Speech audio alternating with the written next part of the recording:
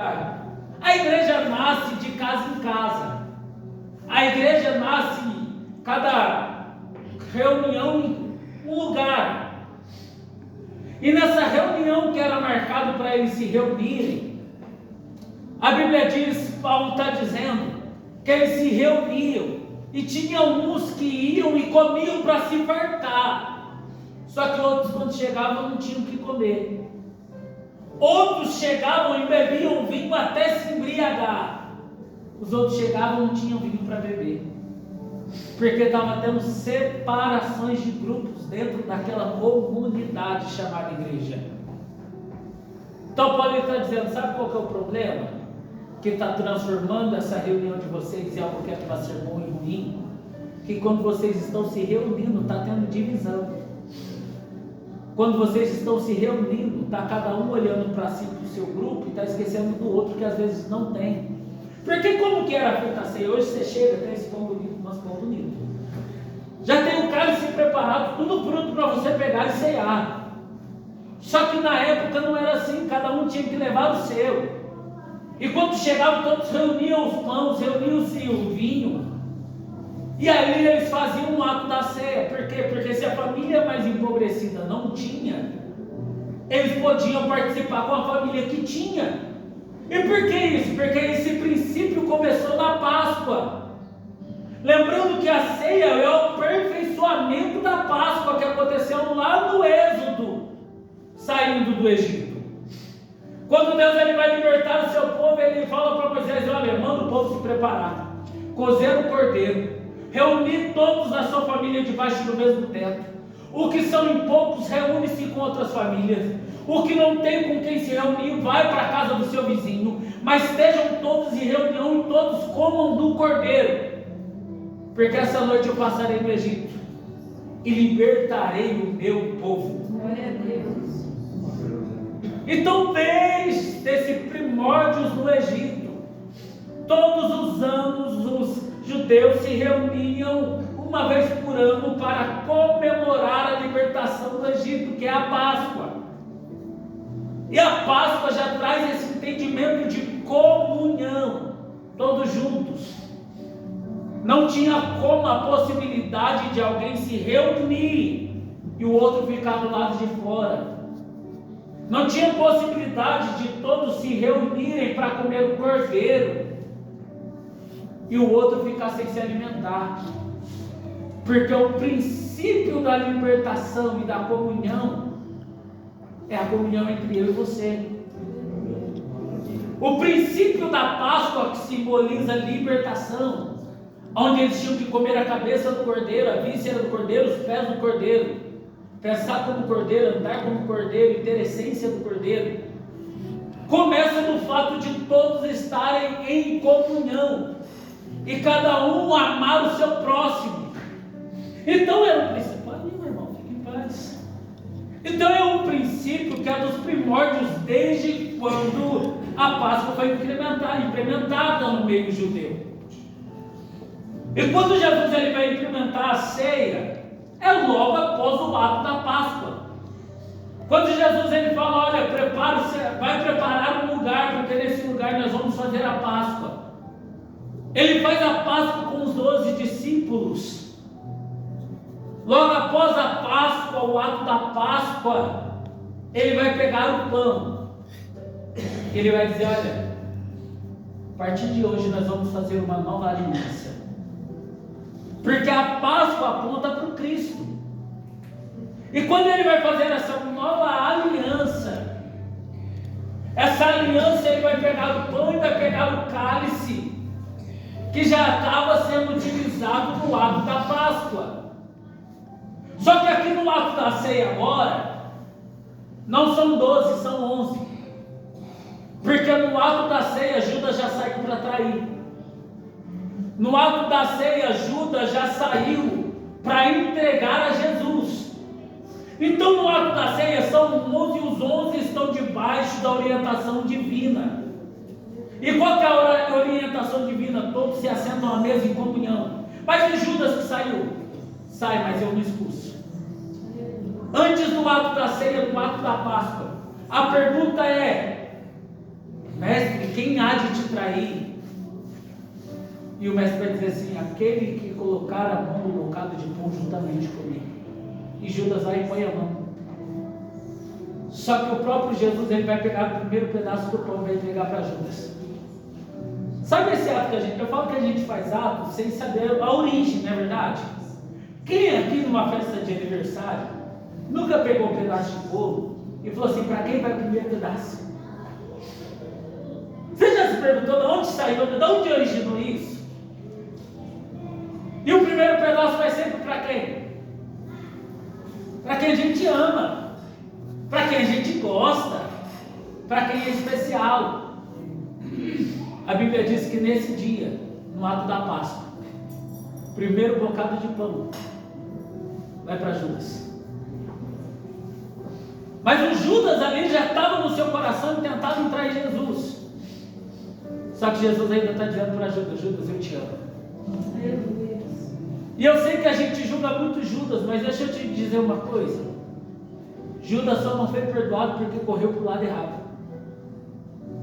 A Bíblia diz que ele se arrepende do ato que cometeu.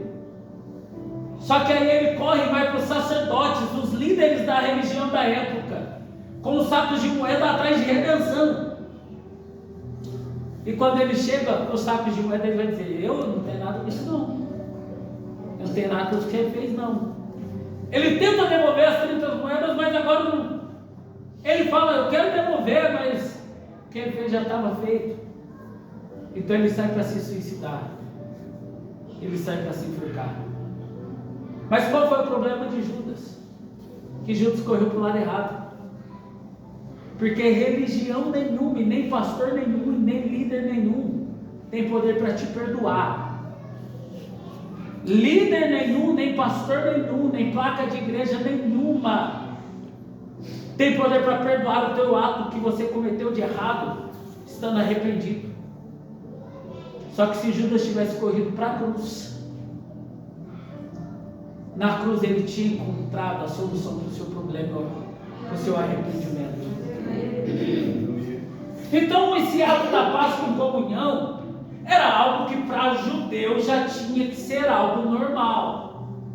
Só que qual é o problema? Que quando nasce a igreja não é composta só por judeus. A igreja também é colocada com um grupo que é chamado de gentios. E o grupo de gentios, aqueles que não nasceram debaixo da cultura judaica, não entendem o propósito da ceia. Então eles se reuniam achando que era só um comer de pão e um beber de vinho. E aí Paulo está escrevendo, está dizendo: vocês estão se reunindo errado. Nunca é só o pão, nunca é só o vinho, nunca é só uma refeição. O primeiro aspecto da ceia é comunhão. Então deixa eu te dizer uma coisa: se você vem para o culto de ceia sem comunhão, pastor, mas é sem comunhão por irmão que está do meu lado? Não, é sem comunhão com qualquer irmão em Cristo que você tem. Você está errado. Você tem que ter comunhão com o seu irmão. Primeiro aspecto da ceia, comunhão. Então ele vai dizer: olha, primeiro aspecto que vocês têm que entender é que um tem que esperar o outro. Não existe ceia onde eu me farto e o outro fica sem. Aí ele vai dizer: olha, precisa ser explicado para vocês o que é a ceia. E aí ele vai dizer: pois eu recebi do Senhor o que também vos ensinei. Aí ele entra no ato da ceia que nós sempre lemos. Só que como que Paulo recebe do Senhor algo que ele nem estava no dia? Você lembra que eu falei que no ato da ceia está os 11? Paulo não faz parte dos 11. Paulo não foi discípulo de Jesus, ele não se assentou com Jesus, aprendeu com Jesus ali. Só que como que Paulo pode dizer com propriedade, dizendo: eu recebi do Senhor? Como que Paulo pode dizer assim: eu recebi, eu sei o que eu estou falando, o próprio Senhor me falou e eu vou ensinar vocês o que é a ceia agora? É porque Paulo, no 2 Coríntios, capítulo de número 9, está com a tua Bíblia aí?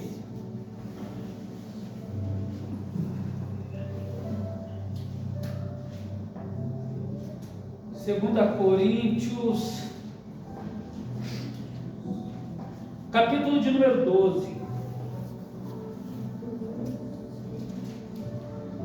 2 Coríntios, capítulo de número 12.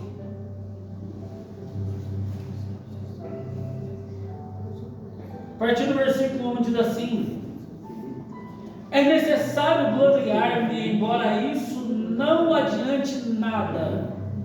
Passarei as visões e revelações do Senhor. Conheço um homem em Cristo que há 14 anos foi arrebatado ao terceiro céu.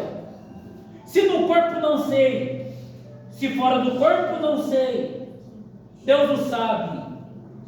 E sei que o tal homem, se no corpo, se fora do corpo não sei, Deus o sabe, foi arrebatado ao paraíso e ouviu palavras indivisíveis, a quais não é lícito ao homem falar. De um assim me gloriarei, mas de mim mesmo não me gloriarei, senão nas minhas fraquezas. Ainda que me gloriasse, não seria insensato, porque estaria dizendo a verdade. Mas abstenho-me para que ninguém pense de mim, mas do que em mim vê ou de mim ouve, e para que não me exaltasse pelas excelências das revelações, foi-me dado um espinho na carne, a saber, um mensageiro de Satanás, para me esbofetear, a fim de não me exaltar. O que é que Paulo está dizendo em 2 Coríntios, capítulo de número 9? Capítulo número 12, perdão. Conheço um homem, falando dele mesmo da terceira pessoa, que foi ao terceiro céu. E ali foi me revelado coisas grandiosas. Ele está falando dele mesmo na terceira pessoa. E por que ele me diz: eu, Paulo, fui ao terceiro céu e fui revelado, tal? A explicação está no versículo de número 7. Já foi me dado um espinho na carne para que eu não me exaltasse. Ele vai dizer: não fico me gloriando, me vangloriando. Você já se perguntou como que Paulo tem as revelações que ele teve, sendo que o ministério de Paulo é 60 anos depois da morte de Jesus? É porque esse homem aqui é Paulo. Deus o trouxe para revelar a Paulo coisas que ele não teve o privilégio de andar com Jesus. Então, uma dessas coisas é a respeito da ceia. Vamos voltar para o 1 Coríntios, capítulo de número 11.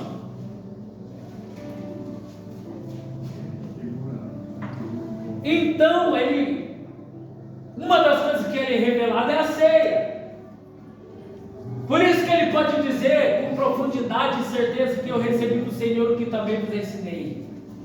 Que o Senhor Jesus, na noite que foi traído, pegou o pão e, tendo pegado o cálice, disse: este pão, este é o meu corpo que é partido por vós, comei dele todos. E certamente depois de cear, pegou o cálice, dizendo: este cálice é a nova aliança no meu sangue, beber dele todos. Você percebeu que ele está explicando bem pausadamente o que é a ceia? Ele está dizendo, primeiro, que todo mundo tem que estar com todo mundo. Você não pode tomar ceia sozinho, porque é a comunhão do corpo, dos membros do corpo de Cristo. Segunda coisa, primeiro pega o pão e come do pão, e depois bebe o cálice. E ele explica o que é cada coisa. O pão, que é a primeira coisa que você vai comer no ato da ceia, simboliza o corpo. O cálice, o vinho, simboliza a nova aliança conquistada em Cristo. Então ele está explicando de uma forma bem simples, para que eles consigam entender. Só que o que ele vai dizer no final do texto, desses versículos, é o que eu acho interessante. Que ele vai dizer: pegou o pão, este é meu corpo que é partido por vós, comei dele todos. Certamente depois de cear, pegou o cálice e disse: este cálice é a nova aliança do meu sangue. Fazei isso todas as vezes que beberdes em memória de mim. Aqui ele traz o segundo aspecto da ceia. A ceia não é só para nos alegrarmos em comunhão, é trazer a memória a respeito de Cristo. O ato da ceia é em memória de Cristo, por isso que ele diz: pegou o pão, tendo dado graça, partiu e disse: este é o corpo, este é meu corpo que é partido por vós, comei dele todos em memória de mim. Por que em memória de mim? Porque ceia só é ceia quando Cristo é lembrado, quando traz-me à memória quem Cristo é. Então qual que é o primeiro aspecto da ceia? Horizontal, comunhão entre eu e meu irmão. Segundo aspecto da ceia, vertical, apontando para quem Cristo é e em memória de quem Ele é. Então eu não posso ceiar sem ter comunhão e sem ter a memória de quem Cristo é, do que Ele fez e da sua obra. Aí Ele vai continuar ensinando: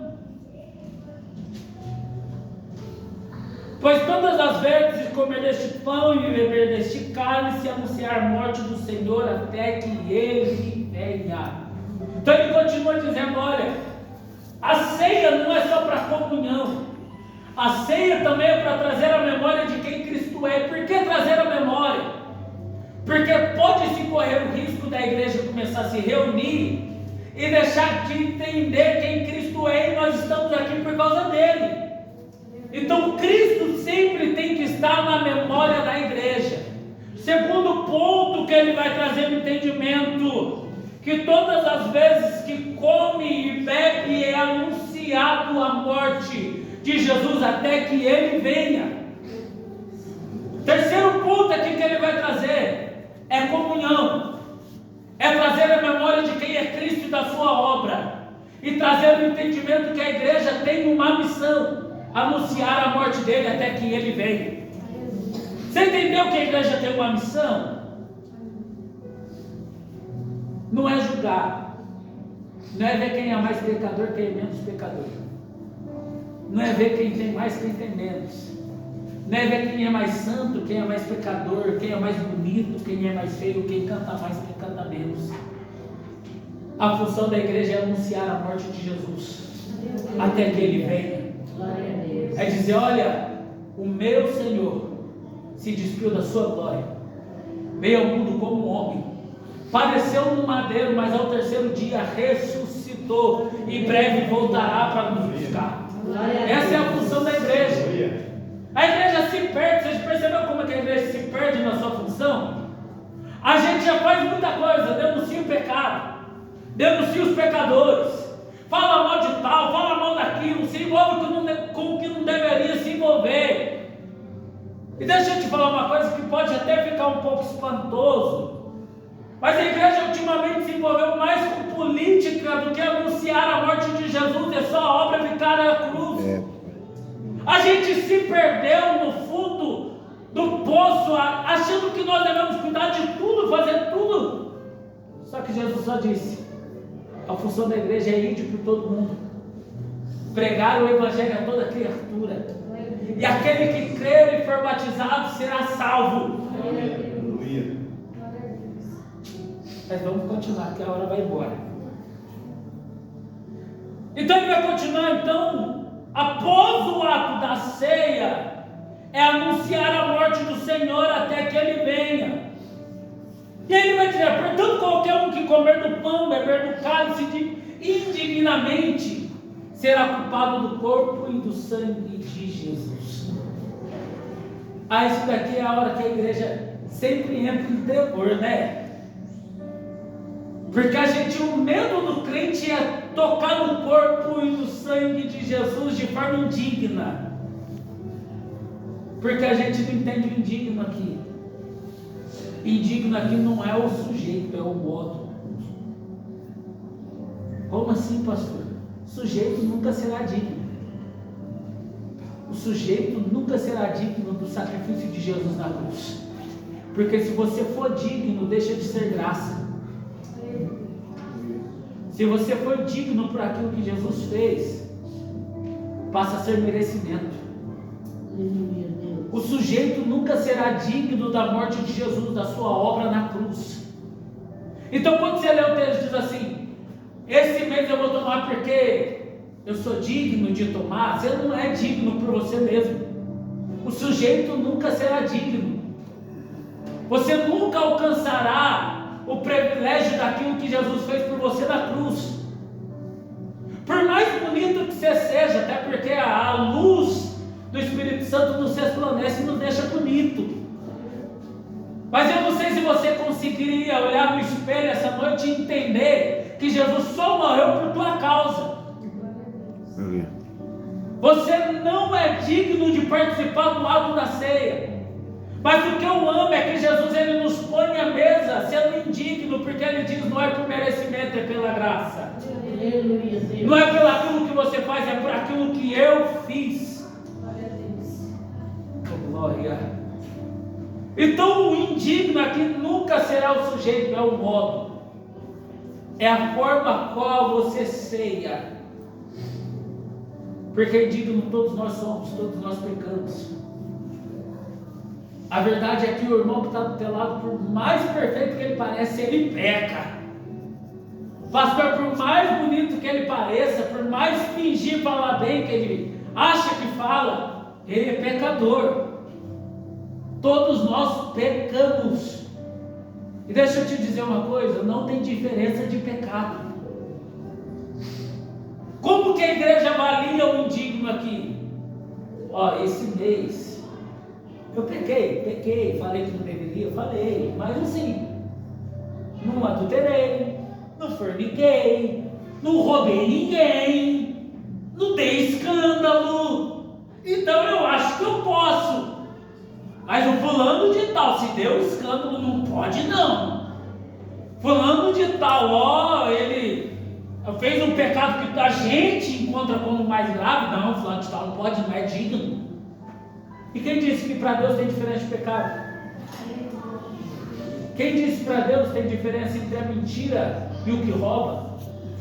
Entre o que mente e o que adultera? Quem disse que para Deus tem diferença? Tudo é pecado.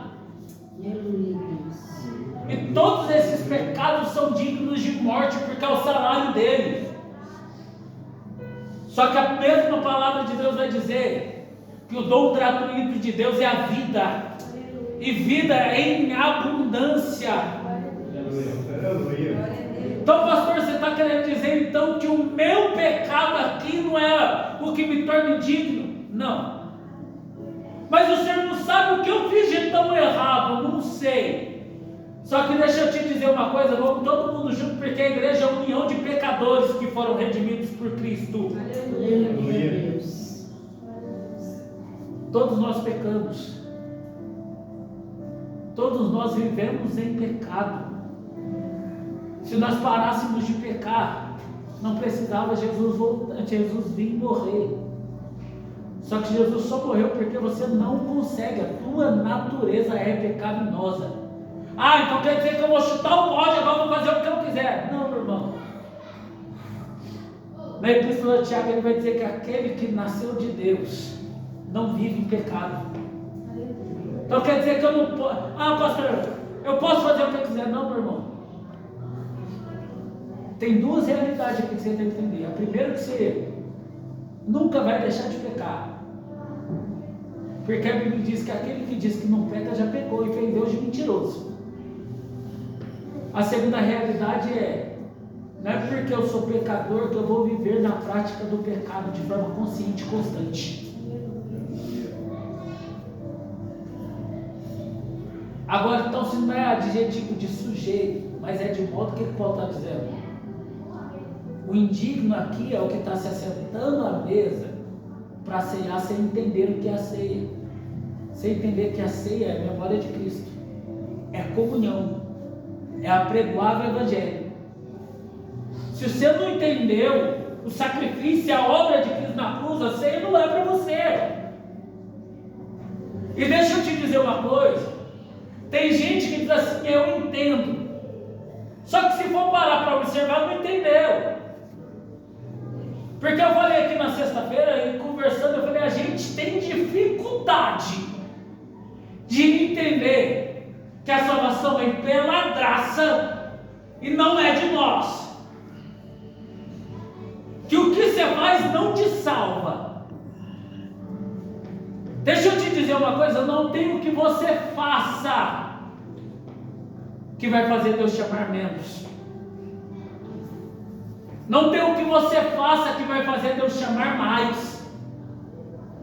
Porque a maior demonstração de amor já foi feita e já foi dada por Cristo na cruz. A maior demonstração de amor está em João capítulo 3, versículo 16. Porque Deus amou o mundo de tal maneira que entregou o seu único Filho, para todo aquele que nele crê não pereça, mas tenha vida eterna. Só que a gente acha assim, não, vou fazer porque eu preciso ser salvo. Não, você não é salvo por aquilo que você faz. Você é salvo pelo sacrifício de Cristo. E você foi salvo para as boas obras, não pelas. E quando você não entender isso, você está sendo indigno de pegar o corpo e comer do pão e do cálice. Por que, pastor, que eu estou sendo indigno? Porque o teu ato de ceia te justifica pela metade, porque você acha que você tem participação na salvação de Cristo, na obra de Cristo. Então não é você, é o modo a qual você se achega nesse lugar nessa noite. Continuando. Porque aquele que come e bebe dignamente será culpado do corpo e do sangue do Senhor. Examine-se o homem a si mesmo antes de comer deste pão e beber deste cálice. Olha o segundo erro da igreja. Eu falo porque, pastor, ele nasceu no berço evangélico. É o mesmo erro que eu cometi, muita gente cometeu. Olha o nosso erro. Examine-se, pois, o homem a si mesmo. Qual que é a nossa mentalidade? Se julgue se você é digno. Aí o que a gente faz? Não, esse mês eu não vou cear. Esse mês eu não posso me assentar na mesa.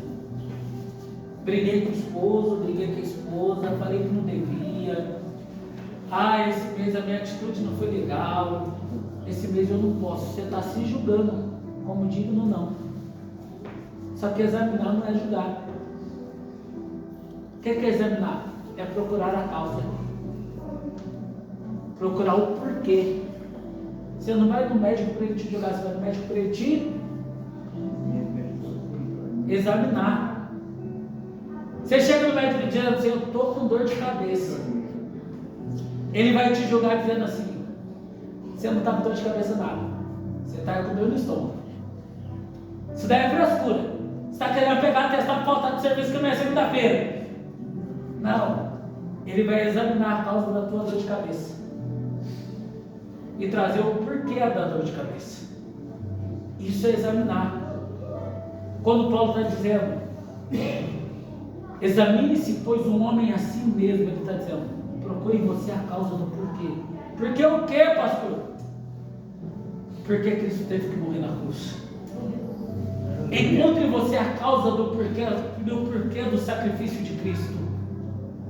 Do porquê o corpo dele teve que ser entregue, o sangue dele teve que ser derramado. Encontre em você a causa que fez com que tudo isso aconteça. Porque todos os dias eu encontro em mim. Porque eu sempre refaço as palavras de Paulo como miserável homem que sou, nem mereço viver. O bem que eu quero fazer eu não faço, mais o mal que eu não quero, quando eu vejo eu já fiz. Isso é examinar e encontrar o motivo porque Jesus morreu em mim. E assim, após encontrar o porquê e entender quão miserável eu sou, e eu estou aqui pela graça dele, eu como do pão e bebo do cálice. Rapaz, preciso terminar. E ele vai continuar dizendo, por causa disso, entre vós muitos fracos, doentes e muitos que dormem. Por quê? Por causa do que há muitos fracos, doentes e muitos que dormem? A pessoa se enfraquece, fica doente. E o dormir aqui é o descansar do justo. O que é esse descansar do justo? Já ouviu alguém falar assim? Vou deitar e vou ter o sono dos justos, o dormir do justo. esse descansar do justo aqui, não é o dormir de noite, é a morte daquele que foi alcançado por Cristo. Porque aquele que é alcançado por Cristo, ele dorme no Senhor. Mas por que ele vai dizer que é muitos fracos, doentes e muito que dormem? Pelo fato de estar vindo para um ambiente de comunhão, de ceia, onde Cristo tem que ser lembrado e ser notório. Você entendeu quem Cristo é e o que Ele fez. Isso te deixa doente, vai te enfraquecendo. Você já percebeu a pessoa que vem na igreja por qualquer motivo que não é Jesus, vai embora? A pessoa pode vir por qualquer motivo que não é Jesus, e quando vem naquele embalo.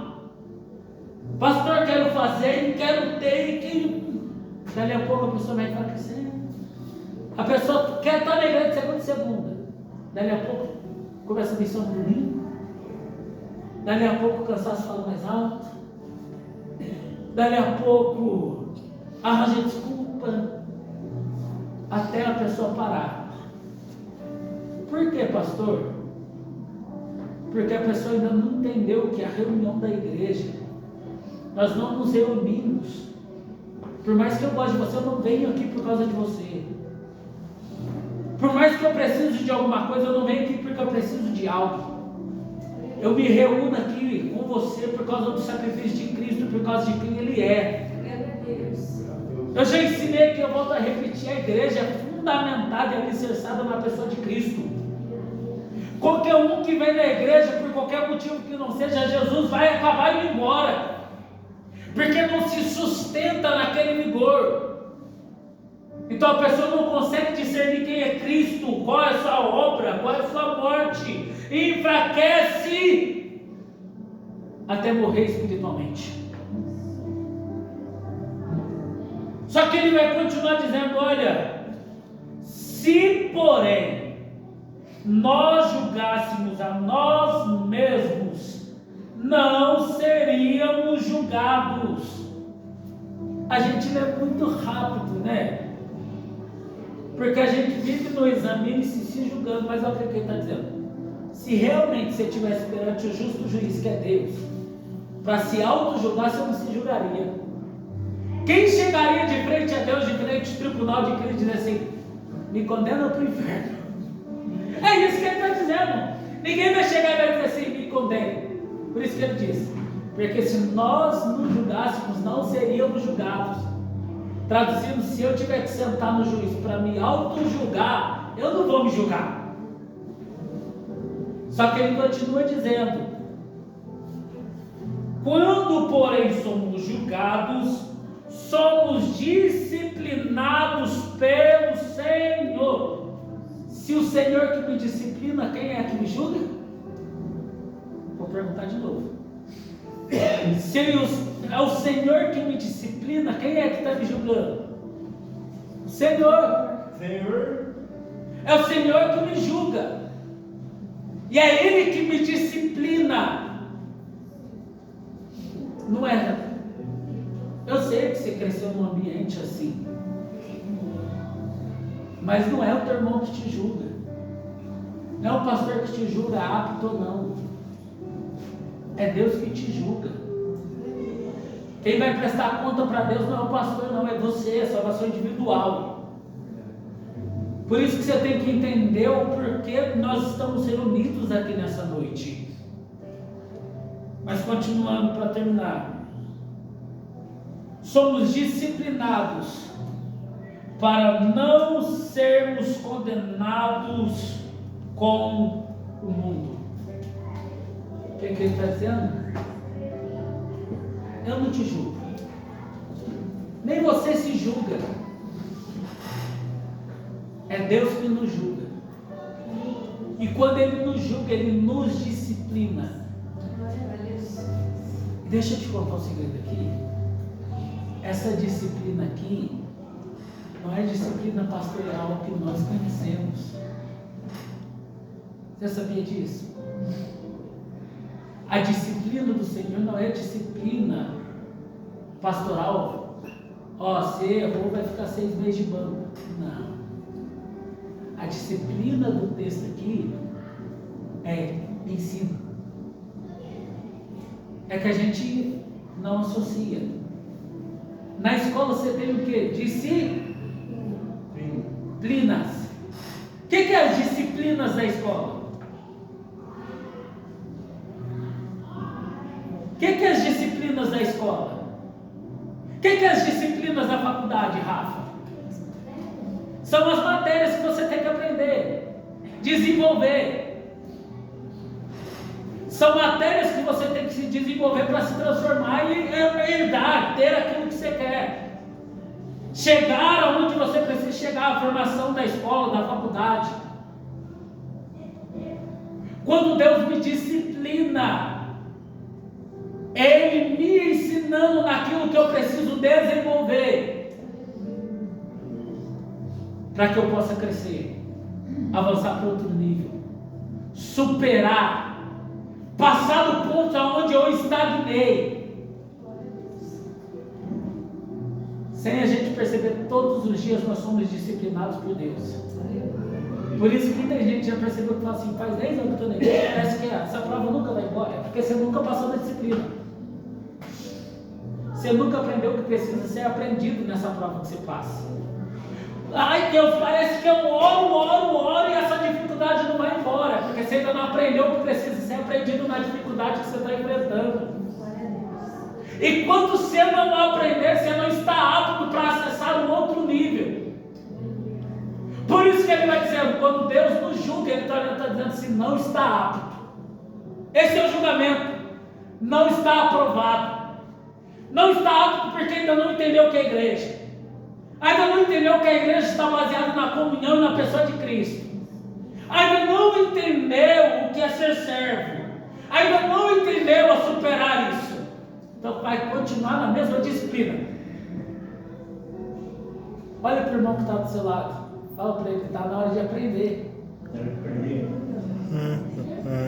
Está na hora de sair desse nível. Vai ficar até quando nessa série, crente? Vai ficar até quando? Sem aprender e crescer, desenvolver e acessar os novos ambientes que Deus tem preparado para você. Coloque-se de pé. Missionária Marta, com a nossa irmã Ricardo, vão estar lavando as mãos. Nós vamos entrar no ato da ceia.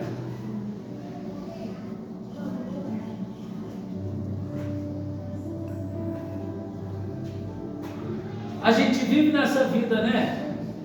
Parece que a vida do fulano vai. Parece que a vida do ciclano anda e a minha vida estagnou. Eu não consigo conquistar nada, eu não consigo passar por nada. Toda vez a mesma dificuldade, a mesma prova, a mesma aflição. É porque você ainda não aprendeu a prova que você está passando. Todas as vezes que Deus te olha e te julga e diz, reprovado, vai voltar para a disciplina. Vai voltar para o aprendizado. Está na hora de nós mudarmos a nossa oração, você sabia disso? Em vez de nós orarmos, Deus, passa essa prova. Fala, Deus, me ensine o que eu preciso aprender para passar essa prova. Me mostre o que eu não estou vendo. Me faça ver o que eu preciso aprender. Me ensina, me ajuda. Porque você quer passar por algo que você ainda não aprendeu. Amém? Amém. Que Deus te abençoe. Nós vamos entrar para o ato da ceia. Cadê as meninas para louvar a Deus?